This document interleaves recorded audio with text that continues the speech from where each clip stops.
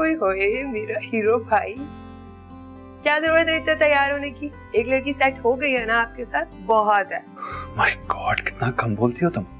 I wonder कुछ लोग तुम्हें कहीं मेरा मतलब है गूंगी तो नहीं समझते। आप ऑफिस जाएं और ऑफिस जाके लंच करो। हफ्सा मेरी बात तो सुनो यार।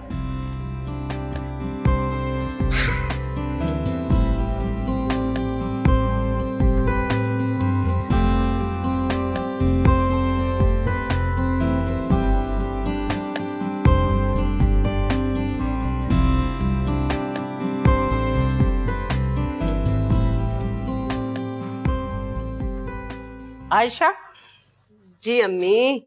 मेरी बात सुनो। बोलिए। अपनी बहन साहिबा को टेलीफोन मिलाओ अभी मेरे सामने। अरे उनका तो कुछ बिगड़ा नहीं, हमारी बेटी की उम्र गुजर गई, वहां पढ़ाइयां ही खत्म होने में नहीं आती।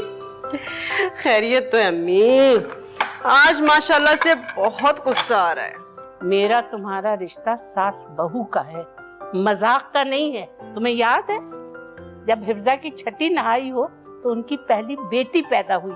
जी जी, अच्छी तरह से याद है मुझे। देखिए हमारी हफ्जा से पूरे 5 बरस छोटी है। माशाल्लाह से वो बच्ची भी 2 बच्चों की माँ है।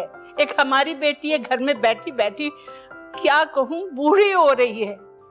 अरे अम्मी, आपकी तो फिर से वही पुरानी कहानी। बिलाल इस साल वापस आ जाएंगे ना पाकिस्तान, तो हफ्जा की शादी कर देंगे बस। ये साल तो शुरू हो गया, चुटकी बजाते में निकल जाएगा 5 साल की तरह। मुझे लगता है आपने अपने बीफ के कबाब खा लिए हैं और अभी आपका बीपी शूट कर गया है। अरे हाँ अम्मी, वो खाने में वाकई नमक थोड़ा तेज हो गया था। क्यों ना ब्लड प्रेशर चेक कर लिया जाए? जी मामा, बिल्कुल चेक कर लेते हैं। बिल्कुल, मुझे बावला बनाने की जरूरत नहीं है, ना हवा में मेरी बात को उड़ाना। अरे हट, आज तुम दोनों मेरी बात कान खोल के सुन लो। आयशा, तुमने अपनी बेटी का रिश्ता अपनी मर्जी से मैके में कर दिया, मैं नाराज नहीं हूँ, बहुत अच्छा किया। लेकिन सूफियान का रिश्ता मैं अपने खानदान में करूंगी, ये मेरा आखिरी फैसला है। खबरदार जो अब किसी ने दखल दिया मेरी बात में।